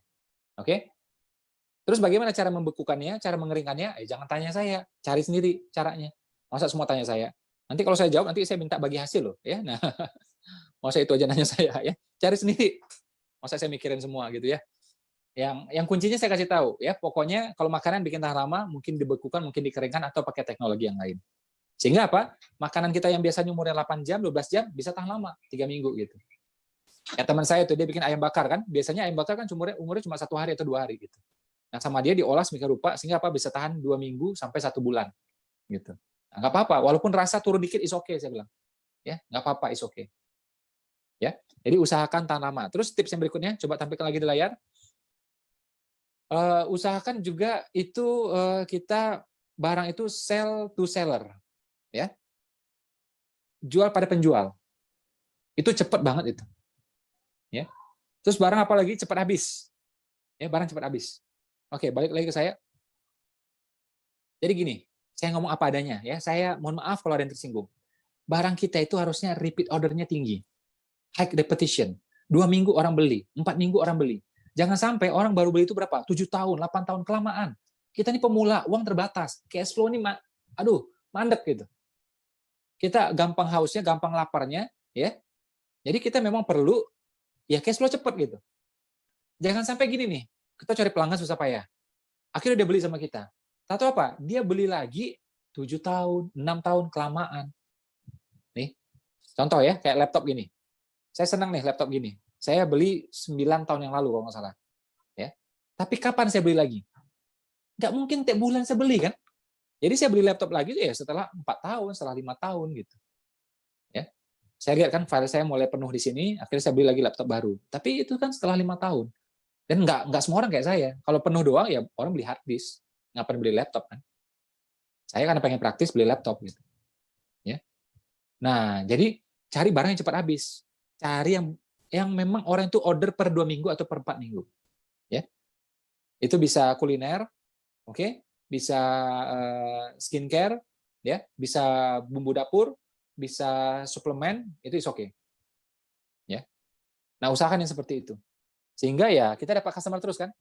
Cukup kita punya customer 200 orang, tapi 200 orang sebenarnya ya kalau repeat order itu udah sangat-sangat lumayan buat kita. Jadi customer nggak harus banyak-banyak banget sebenarnya. Mau banyak boleh, nggak pun nggak apa-apa. Ya. Terus apalagi sell to seller, jual pada penjual. Kalau kita jual ke konsumen, ini terbatas kemampuan kita. Makanya jual pada penjual. Namanya apa? Franchise, lisensi, distributor, agent, reseller, affiliate, dropship. Itu langsung pasar gede. Kita punya 200 orang saja, ya, tapi ini jadi reseller, langsung gede. Satu reseller dapat 3 customer, langsung penjualan kita naik 600. Ya, 600 tiap 2 minggu dia repeat order, lumayan. Ya, lumayan. Ya. Nah, jadi cari yang seperti itu. Banyak orang buka usaha asal buka. Ya kan? Buka usaha beda dengan buka puasa. Beda. Kalau buka puasa modalnya bismillah doang, nggak pakai doa aja masih oke, masih diterima kok puasanya. Ya. Nah, buka usaha ini memang baiknya itu kita ngerti ciri-ciri dasarnya dulu. Ya, habis itu kita buka. Apalagi pandemi, memang cirinya agak spesifik. Ya. Jadi saya seminar ini kan awalnya karena concern kan banyak orang yang terdampak gitu. Makanya kita bikin seminar skala besar. Ya, every week ya, saya bikin tuh 2 kali sampai 4 kali. Rata-rata 4 kali. Paling minim itu 2 kali per minggu saya bikin. Karena apa? Kita pengen kasih solusi ke orang. Awal-awal pandemi saya bikin ini seminar berbayar, walaupun uangnya nggak masuk ke saya, masuk ke dompet duafa gitu. Ya. Jadi orang masuk pakai tiket gitu. Tapi saya pikir nih lagi masa-masa kayak gini, ya orang kan duit lebih ya adalah prioritas yang lain gitu kan, bukan seminar. Ya sudah, akhirnya kita gratisin. Ya. Nah, saya pengen omongannya juga jadi solusi, ya, jadi solusi. Teman-teman kalau ikuti aja nih 5, insya Allah selamat semuanya. Tapi 2 aja dibantah, repot sudah. Ada orang yang ngotot sama saya, Pak, saya jasa fotografi, Pak. Gimana, Pak? Harus ketemu orang, Pak, harus fisik, Pak. Sekarang siapa mau foto-foto? Saya bilang. Siapa yang mau foto-foto? Orang foto dari handphone aja males sekarang. Orang kaya aja foto-foto dari handphone itu males sekarang. Ya. Kenapa? Ada perasaan gak enak sama orang lain. Orang lagi susah, kita foto-foto, OOTD, males orang. Ada perasaan nggak nyaman. Ya. Nah, jadi saran saya, kalau yang kayak fotografi gitu, baiknya memang sekarang shift aja dulu. Ganti aja produk yang lain, nggak apa-apa, saya bilang. Ya, yang penting bisa jalan dulu. Gitu. Ya, jadi mesti fleksibel. Ya, mesti fleksibel gitu. Jangan kita ngomong, oh ini passion saya, Pak. Iya, passionmu. Tapi ada rezeki nggak dari sana? Kalau belum ada rezeki dari sana, coba ketuk pintu yang lain. Mudah-mudahan ada tuh dari situ. Dari pintu yang lain itu rezekinya. Ya. Nah, yang terakhir, ya cirinya adalah apa? Usahakan kita itu kalau pemula modal terbatas, jangan produksi sendiri. Sudah ada orang bikin batik ya bagus, udah kita ambil dari dia aja. Pakai merek dia boleh, pakai merek kita sendiri juga boleh. Ya, dia bikin mukena bagus, murah gitu. Karena dia sekolah produksinya besar sekali kan. Kalau kita kan pemula, pasti produksinya sedikit gitu. Ya sudah kita ambil dari dia aja. Pakai merek dia silakan, merek sendiri juga silakan. Jadi apa-apa itu tidak harus produksi sendiri, tidak harus. Boleh tapi tidak harus. Kalau rasa-rasanya modal kita terbatas, jangan ngotot di sana, jangan maksa di sana. Dan menariknya adalah Nabi Muhammad itu yang saya perhatikan tidak pernah produksi. Apakah beliau nggak bisa? Pasti bisa. Tapi kenapa beliau nggak produksi? Karena ngasih contoh ke kita. Kamu nggak punya modal, nggak punya pengalaman, nggak ada training bisnis, nggak ada sekolah bisnis, nggak apa-apa. Kamu tetap bisa jadi pengusaha. Oke? Caranya gimana? Ambil barang dari orang, kita jualkan. Sahabat-sahabat Nabi banyak yang memang memproduksi barang. Oke? Punya kebun, punya ini. Tapi Nabi, yang saya baca sampai hari ini, dari kitab sampai ensiklopedia, Nabi tidak pernah memproduksi. Coba perhatikan, benar nggak omongan saya? Saya belum pernah dengar tuh ya Nabi misalnya mengawasi proses produksi kain apa gitu, atau pembuatan karpet apa gitu, nggak ada. Ya, atau ngurusin tuh peternakan sapi yang besar, nggak ada. Ya, nah beliau pernah jadi penggembala waktu kecil gitu kan, kerja gitu. Nah pas bisnis, ya fokusnya apa? Menjualkan. Dan ternyata tuh profitnya lebih gede ya menjualkan itu. Siapa yang paling dekat sama customer itu yang profitnya paling gede. Modalnya paling kecil. Kenapa? Mainnya koneksi kan. Coba kenapa Singapura bisa menjadi negara kaya? Rata-rata produksi itu di kita. Ya. Yang perlu tanah, perlu SDM itu di kita semua. Singapura ngapain? Menjualkan aja dia. Menjualkan aja dia. Siapa yang bisa melawan Singapura? Dari segi SDM, dia selalu biasanya nomor 1, kalau nggak nomor 2, kalau nggak nomor 3, terbaik di dunia. Itu Singapura ya. Ya. Karena apa? Ya itu dia cuma transit aja kan. Pesawat mana yang nggak lewat Singapura? Ya. Padahal Singapura sebesar apa sih? Itu cuma kurang lebih sama kayak Batam tuh nggak? Ya. Jadi Singapura itu cuma lebih besar sedikit ketimbang Batam. Kecil banget. Ya. Kalau jumlah penduduknya sama kayak Surabaya. Gitu. Jadi orang Surabaya aja itu pada pipis di sana. Wah, itu pada kelabakan orang Singapura itu ya. Bayangkan ya orang Surabaya pipis serentak semua gitu ya di Singapura. Wah, orang Singapura pasti kelabakan itu ya. Banjir langsung udah itu. Ya. Nah, jadi maksud saya ini udah dikasih pelajaran ya, sudah dikasih pelajaran ya bahwa ya kayak gitu, tidak harus apa-apa itu produksi sendiri. Jadi kalau kita rasanya nggak punya kebun, nggak punya ladang, nggak punya mesin, nggak punya pabrik, jangan ngotot diproduksi. Atau sewa ruko, sehingga apa? Nanti bisa bikin kafe di dalamnya, beli mesinnya. Berapa sewa rukonya? Berapa beli mesinnya? Gitu. Ada 4 fungsi dalam bisnis, kata Robert Kiyosaki. Ya, 4. Yang pertama adalah apa? Produksi. Yang kedua, apa? SDM. Yang ketiga, finance. Keempat, marketing. 4 ya, coba diulang. Pertama tadi apa? Udah lupa. Aduh, ini coba kurangi makan micinnya coba ya. Dan kali. Yang pertama adalah produksi. Yang kedua, SDM. Yang ketiga,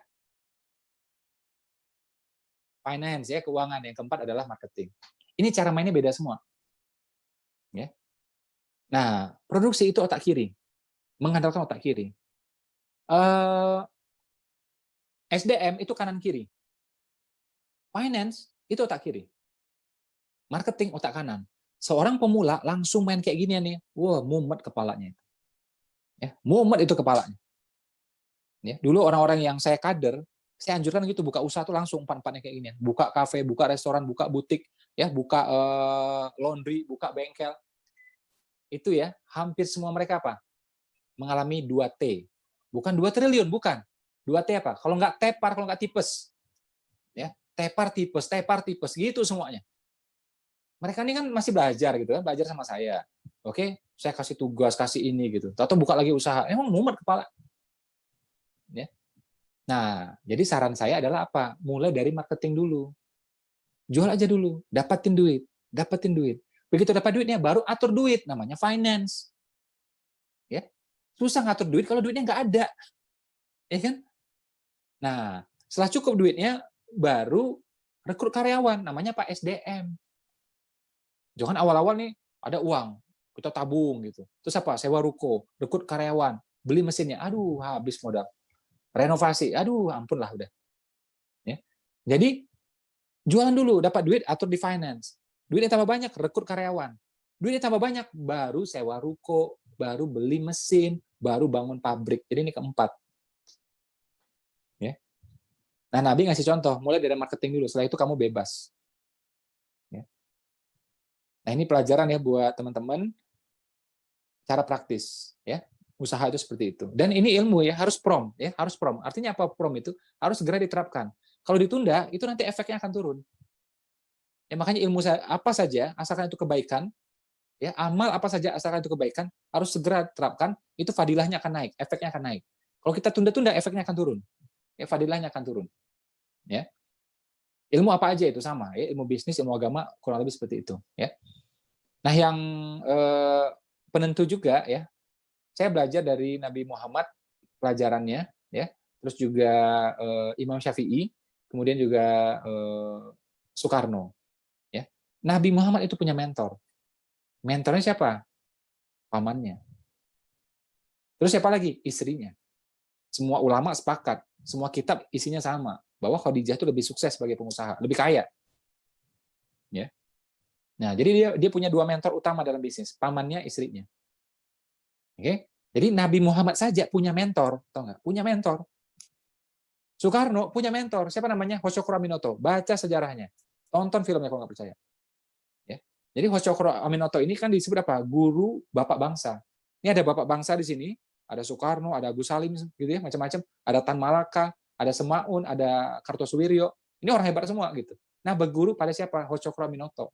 Jadi Hoshokuro Aminoto ini adalah guru bagi bapak bangsa. Nah, muridnya beragam, ada agak kanan, ada agak kiri. Yang kanan siapa? Kartosuwiryo. Yang agak medium siapa? Agus Salim. Yang nasionalis siapa? Soekarno. Yang agak kiri siapa? Semaun. Gitu. Ya. Nah, Semaun akhirnya bikin gerakan yang ini gitu. Ya. Jadi Soekarno aja punya mentor. Imam Syafi'i itu kan imam yang dianggap tuh paling hati-hati, paling teliti dia. Ya. Jadi kalau ini bilang boleh, ini bilang boleh, ya. Jadi Hanafi bilang boleh. Maliki bilang boleh gitu. Syafi'i belum tentu bilang boleh, karena hati-hati banget orangnya. Makanya terkenal mazhab hati-hati itu Imam Syafi'i. Kalau Imam Hanafi cenderung kita anggap tuh logika. Makanya fikih luas di sana. Ya, Imam Hanafi itu fikihnya luas. Kalau Maliki cenderung saklek di hadis biasanya. Ya. Nah, tentu semua benar insya Allah ya.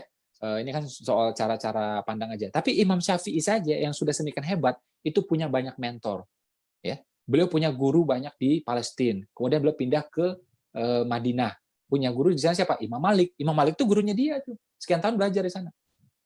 Ya, sampai dibiayai itu. Ya. Nah, Imam Syafi'i kemudian direkomend oleh Imam Maliki belajar kepada siapa? Imam Hanafi. Karena Imam Hanafi sudah meninggal, belajar sama muridnya. Namanya siapa? Muhammad Al-Syabani. Gitu. Nah, belajar lagi di sini nih, bermentor lagi di sini nih. Jadi Imam Syafi'i saja itu bermentor belajarnya. Ya, berguru gitu. Oke. Nah, jadi saran saya juga ada baiknya teman-teman kalau misalnya punya bisnis itu bareng ya, ada mentornya. Mudah-mudahan itu mengurangi resiko. Mentor itu siapa? Tidak harus orang terkenal. Mentor itu adalah apa? Orang yang sudah bolak-balik ke sana. Kita pengen ke Wonosobo. Dia udah 7 kali ke sana. Udah sama dia aja.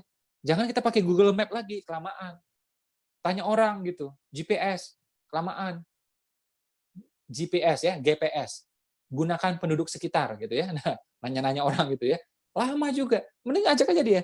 Mas, udah berapa kali Mas ke Wonosobo? Wah, aku Mas dari Orok udah ke sana Mas. Ya udah bareng aku Mas.